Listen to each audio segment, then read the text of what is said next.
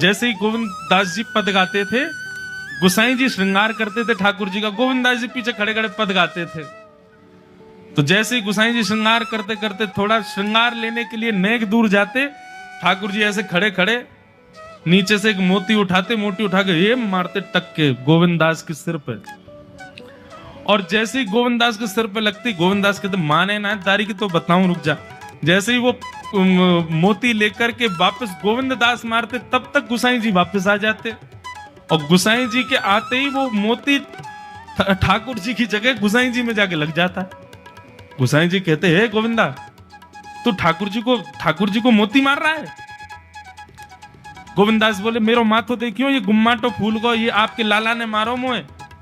आपको लाला ऊधम मचावे वो ना दिखाई दे आपको, और मैं नेक कछु कह दूं सो मुंह पे चिल्ला रहे हो, मुंह पे बरस रहे हो, या समझा लो बहुत ऊधम मचावे ये। ऐसी लीला करते हो। गोसाई जी के नेत्रों में आंसू आ जाते, बोले गोविंदा तू कितना भाग्यशाली, तेरे संग ठाकुर जी लीला करें। गोविंद दास के साथ ऐसी ऐसी लीला करते महाराज।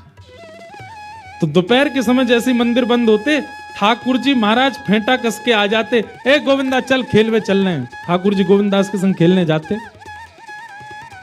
एक दिन ठाकुर जी बोले गोविंदा तू घोड़ा बन जा, मैं तेरे ऊपर बैठ के डोलूंगा। गोविंद दास जी घोड़ा बन गए।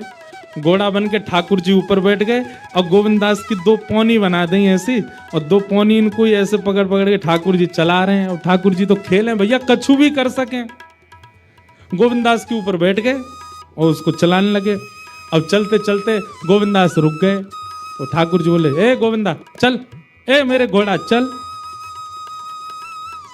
गोविंद दास जी बोले जय जय जय जय, नेक उतर जाओ। ठाकुर जी बोले काय को?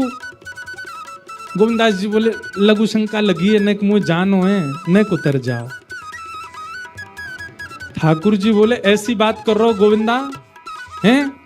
कोई घुड़सवार घोड़ा पे बैठ के घूमे, और घोड़ा को लघु शंका आवे तो वो का यूं के ओ भैया नेक उतर जा, मैं लघु शंका करके आऊं, फिर बैठी हो मेरे ऊपर। गोविंद दास जी बोले तो कहा आज्ञा? बोले आज्ञा वो ये जो कह रहा हूं, जैसे घोड़ा बिना आज्ञा लिए अपने व्यक्ति को ऊपर बैठा के सब काम कर ले, वैसे तू कर ले। तो गोविंद दास जी ऐसे घोड़ा बन करके चल रहे हैं, ठाकुर जी ऊपर बैठे हैं और सब कर आए काम। अब इतने में ही कोई व्यक्ति वहां से जा रहा था। अब उस व्यक्ति को ठाकुर जी नहीं दिख रहे हैं, उसको गोविंद दास चलते चलते दिख रहे हैं। उसने जब देखा, अरे राम राम राम राम जी, गोविंद दास जी क्या महाराज? किसी व्यक्ति ने गोविंद दास जी को ऐसे देख लिया, ओहो जी तो ऐसे ही डोल रहा है और चलते फिरते ही कर रहा है। गोसाई जी से जाकर के शिकायत कर दी, और गोसाई जी से कही, बोले गोसाई जी आपने गोविंद दास को बहुत सिर पर चढ़ा लिया आज। अरे भाई खड़े होके लघु शंका करना भी मना है शास्त्रों में, वो तो ऐसे बैठ करके चलते चलते कर रहा था, और वस्त्रों में ही कर रहा था, इतना अपवित्र, और आप उसको मंदिर की सेवा देते हो। गोसाई जी को सुन करके अच्छा नहीं लगा। शाम को स्नान आदि करके दूसरे वस्त्र पहन करके गोविंद दास आए। आकर के आपने गोसाई जी को प्रणाम किया, तो गोसाई जी ने मुंह फेर लिया। तो गोविंद दास बोले जय जय, आप नाराज हो हमसे? गोसाई जी बोले आप आचार विचार सब भूल चुके हैं अपना। आप इस प्रकार से आज कुछ कर रहे थे, मुझे लोगों ने बताया आकर के। गोविंद दास जी बोले आपकी बात है जाए तो मैं बोलूं? बोला हाँ बोलो। बोले मोते मत कहो, अपने लाला को समझाओ। जय हट करके बैठे, जय जिद करे, कहा करूं, कहां तक समझाऊं जाकू मैं? आज मुंह को घोड़ा बना लियो, और घोड़ा बना के मेरे दो पौनी बना के ऐसे ऐसे चला रहे मुंह। तब मैंने इनसे कही जय जय को उतर जाओ, मैंने लघु शंका कर आऊं, स्नान कर आऊं, फिर बैठ जाइयो। तो मुझे बोले घोड़ा कभी आज्ञा ले, तू तो मेरा घोड़ा है, ऐसी कर ले। इनकी आज्ञा सो मैंने कियो, मैंने अपनी इच्छा सो नहीं क्यों? नहीं मैं क्यों करूंगा ऐसा? गोविंद दास जी की बात सुनकर के गोसाई विठल नाथ जी इतने भावुक हो गए, इतने भावुक हो गए। उस दिन गोसाई जी ने नियम बना दिया, सबको बोल दिया, बोले सुनो आज के बाद गोविंद दास कुछ भी करे इसकी शिकायत हमसे मत करना। क्यों? गोविंद दास अपनी इच्छा से कुछ नहीं करता, जय जय कराते हैं उससे, ठाकुर जी कराते हैं उससे। एक बार ठाकुर जी गोविंद दास से बोले ए गोविंदा, बोले हाँ, मेरो दाल बाटी खावे को मन हेरो है, तो दाल बाटी चूरमा। ठाकुर जी बोले ए गोविंदा, ऐसे ही बोलते थे, बोले मोए मोए दाल बाटी खानी है। गोविंदास बोले 56 भोग बनते हैं रसोई में, अपरस में मुंह पे पट्टी बांध करके महाराज रसोईया बनाता है। अपरस में यमुना जी का जल आता है वहां से, वृंदावन से, उसके जल में सुंदर प्रसादी बनती है। इतने सुंदर शुद्ध भोजन को छोड़ के यूं कह रहे दाल बाटी खानी है। ठीक है, मैं आज बोल दूंगा रसोई घर में बनवा देता हूं। बोले ना, रसोई की ना खानी तो। बोले तेरी कदम खंडी में आऊंगा। गोविंदास जी जहां बैठ करके भजन चिंतन करते थे, मंदिर से थोड़ा दूर था, सुंदर वन था गिरिराज जी में। बोले मां आऊंगो और वहीं पे तू कंडा, वही गोबरी कंडा में बना, और कंडा में बना के तैयार कर, मैं आऊंगा वहीं खाऊंगा। गोविंदास जी बोले यहाँ सब लोग आपको मंदिर में पूजने आते हैं, आप यहाँ पे भगवान हो, ऐसे कहीं खाने पीने आओ। बोले कोई को पता थोड़ी चलेगी, मैं आ जाऊंगा, तू चिंता मत कर, तू सुन तैयारी कर ले, आज मैं तेरे यहाँ आके प्रसाद पाऊंगा। गोविंदास जी चुपचाप मंदिर से भाग गए, किसी को बताया नहीं। किसी को पता थोड़ी कि ठाकुर जी ऐसे बाहर भी चले जाते हैं, सबको लगे अंदर ही रहते हैं ये। गोविंदास जी दौड़ करके गए, बढ़िया कंडा में बढ़िया उपले उपले लगा करके महाराज बाटी बनाई, दाल चढ़ा दी, सुंदर ठाकुर जी आएंगे पाने। एक पंथ दो काज, ठाकुर जी को दो लीलाएं एक साथ करनी थी। एक तो गोविंद दास के संग सुख लेना है, और एक झाड़ू लगाने वाला गिरिराज जी की तलेटी में झाड़ू लगाता था, उसको मंदिर में प्रवेश नहीं करने देते थे लोग। तो वो बेचारा बाहर खड़ा खड़ा ही दर्शनार्थियों से पूछता था कि ठाकुर जी दिख कैसे रहे, मुझे ये बता दो। दर्शनार्थी आकर के बताते थे नीली ठाकुर जी ने बाघा पहना है, गले में मोतियों की माला है, मकराकृत कुंडल है, ऐसा टिपारा ठाकुर जी के सिर पर रखा है, और ऐसा ठाकुर जी का श्रृंगार है। तो वो बाहर खड़ा खड़ा नेत्र बंद करके सुन सुन करके ही अपने चित्त में एक झांकी बना लेता था, और मन में सोचता था ऐसे दिख रहे होंगे ठाकुर जी। पर रोज प्रार्थना करता था, नाथ मुझे लगता है इस जन्म में तो आप मुझे कभी नहीं दिखोगे, भगवान इस जन्म में तो मैं आपके योग्य नहीं हूं, पर मेरे पर बस इतनी कृपा कर दो कि अगला जन्म मुझे दीजिएगा, तो कुछ नहीं तो चेंटी बना देना, तो चेंटी बन करके मैं आपके 56 भोग में ही आ जाऊंगा, भीतर आके आपका दर्शन कर लूंगा, लेकिन मुझ पर अनुग्रह कर देना। ठाकुर जी उसके इस भाव से इतने रीझ गए।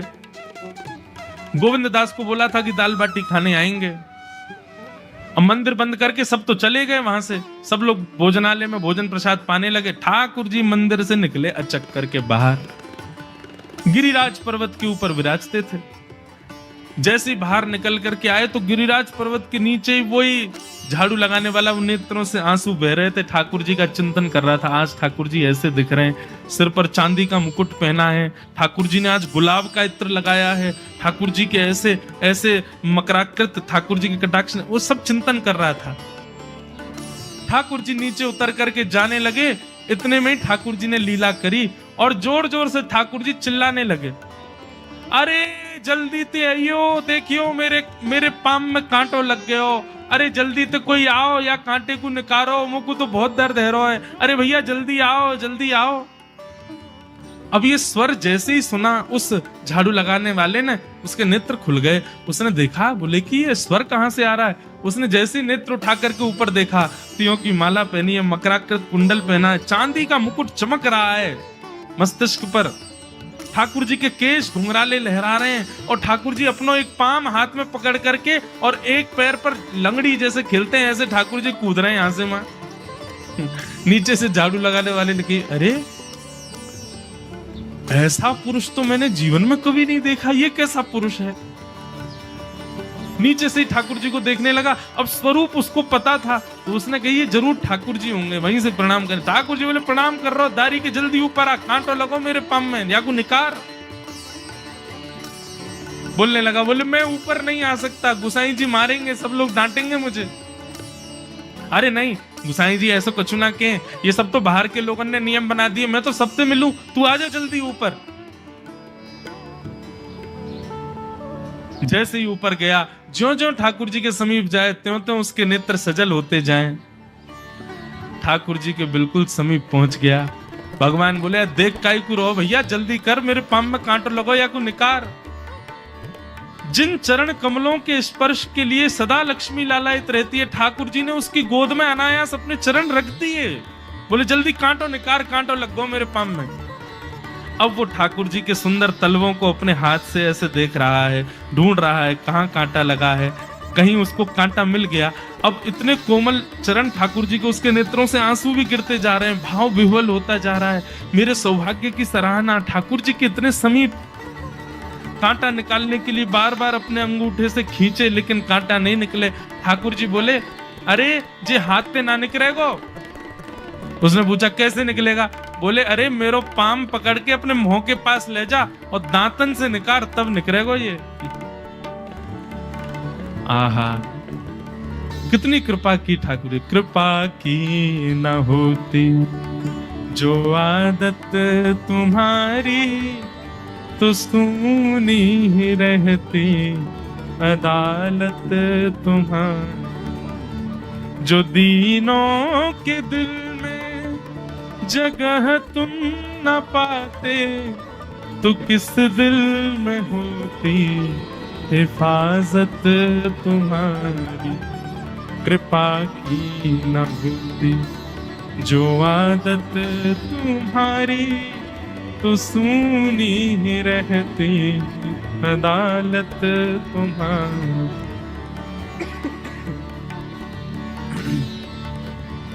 कितनी कृपा। उसने कांटा निकाला मुख से। ठाकुर जी बोले अब चल, मुंह से चलो ना जा रहो। गोविंद दास ने अपनी कदम खंडी में दाल बाटी बनाई है, मुंह ले चल वहां पे। बोला कैसे लेके चलूं? बोले तेरे कंधान पे बैठ जाऊंगा मैं। और ठाकुर जी ने अपने दोनों पांव ऐसे लटका लिए उसके यहाँ पे और सिर पकड़ करके उसके ऊपर ही बैठ गए। बोले चल ले चल मुझको। वो तो महाराज बेहोशी सी हो रही है, उसको विश्वास ही नहीं हो रहा ठाकुर जी मेरे संग इतनी बड़ी लीला कर रहे हैं। गोविंद दास की कदम खंडी में पहुंचने से पहले उस बालक ने ठाकुर जी गोविंद दास जी मुझे बहुत मारेंगे, अगर उनको पता चल गई मैंने आपको छू लिया है तो मुझे बहुत डांटेंगे। आप एक काम करो, अब यहाँ से आप पैदल चले जाओ, मैं यहीं खड़ा हूं। ठाकुर जी बोले यहीं खड़ो रही हो, तेरे काजी दाल बाटी लेके आऊंगा मैं। ठाकुर जी पहुंच गए गोविंद दास के पास। आहा, जो ठाकुर जी अचल दिखते हैं सबको मंदिर में, वो सचल दिखते हैं गोविंद दास को। कितनी बड़ी कृपा। गोविंद दास के यहाँ ठाकुर जी पहुंच गए और पहुंच करके ठाकुर जी बोले चल गोविंदा जल्दी खवा, मुझको तो बहुत जोर की भूख लगी है। गोविंद दास बोले हाँ हाँ विराजो। सुंदर व्यवस्था कर दी। ठाकुर जी बैठ गए और बैठ करके सामने पत्तल पर महाराज बाटी रखी, दाल रखी, चूरमा रखी, चटनी रखी, सब बढ़िया सुंदर सजा दी। अब ठाकुर जी पा रहे हैं, प्रेम से पाते जा रहे हैं और पाते पाते बीच में गए और ला और जल्दी ला, भूख लग रही है मुझको। गोविंदास बोले पहले इनको तो खा लो। अरे ना तू जाने ना है मंदिर में मेरो भूख कैसे लगे? थाली में 2 रोटी और ये सब्जी, इनते मेरो भूख पेट थोड़ी भरे। मेरे सामने तो सबरी सामग्री धर दो, मेरो जो मन होगा मैं उठा उठा के पाते जाऊंगा। अरे गोविंदा जल्दी जल्दी लेके आ। अब गोविंद दास जी पीछे मुड़ करके बढ़िया सुंदर बाटी वाटी सेके। इतने में ठाकुर जी क्या करें, एक बाटी तो खा जाएं और दूसरी बाटी उठा के अपनी जेब में धरते जाएं। वो संग आयो बाकी काजी लेके जानी है। अब तो महाराज ठाकुर जी खाते जाएं भरते जाएं, खाते जाएं भरते जाएं। गोविंद दास बोलो ठाकुर जी ये तो मैं मानूं कि आपकी खुराक बहुत है, पर इतनी ज्यादा है ये मुझको विश्वास नहीं है रहा है। क्यों हैं 56 बाटी खा गए हो अब तक आप? अरे कोई तुकना है, कोई पेट है कि समुद्र है, कुआ है, कहा है आपको? ठाकुर जी बोले अच्छा दारी के ऐसे बोले, चलो जाऊंगा मैं। अरे नहीं जय आप तो पाओ। ठाकुर जी तो जेब में भरते जा रहे थे। अब ठाकुर जी का पेट भर गया। ठाकुर जी बोले चल भैया गोविंदा, बोले चुपचाप चलो और आचमन करो, शुद्धि करो, तब जाइयो मंदिर में। वहीं गोविंद कुंड के पास में गोविंद दास जी ने जबरदस्ती ठाकुर जी बैठा दिए। बोले हाथ में जल ले। ठाकुर जी जल लेकर के बैठे। बोले अब करो अपवित्र पवित्रो वा सर्वावस्थांगतो पिवा। ठाकुर जी आचमन कर रहे हैं, अपनी पवित्र कर रहे हैं ऊपर से लेकर नीचे तक। इतने में ही गोविंद दास बोलते बोलते पीछे के गए और ठाकुर जी की पीठ पे जाकर के एक धक्का दियो महाराज, पूरे ठाकुर जी डुबा दिए कुंड में। ठाकुर जी पूरे ऊपर से नीचे तक भीज गए। ठाकुर जी दारी के तेरी शिकायत करूंगो, गुसाई जी तो कहूंगा तू ऐसे करे मेरे संग। गोविंदास बोले मैं बता दूंगा तुम कौन कौन के कंधान पे चढ़ के घूमो। हम मंदिर के लिए इतना नियम बना रखो है, नहा के आओ, धो के आओ, हाथ पांव खासा करके आओ, और कुछ अपवित्र वस्तु मत छीलेना, अपरस में रहना, गीला वस्त्र तन पे होना चाहिए। आपकी सेवा के लिए इतने नियम, और खुद क्या कर रहे हो?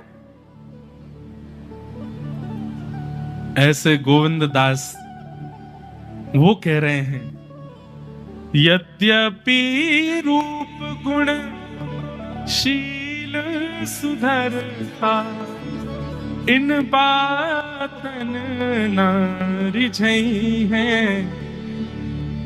प्रीतम प्रीत ही सो पई।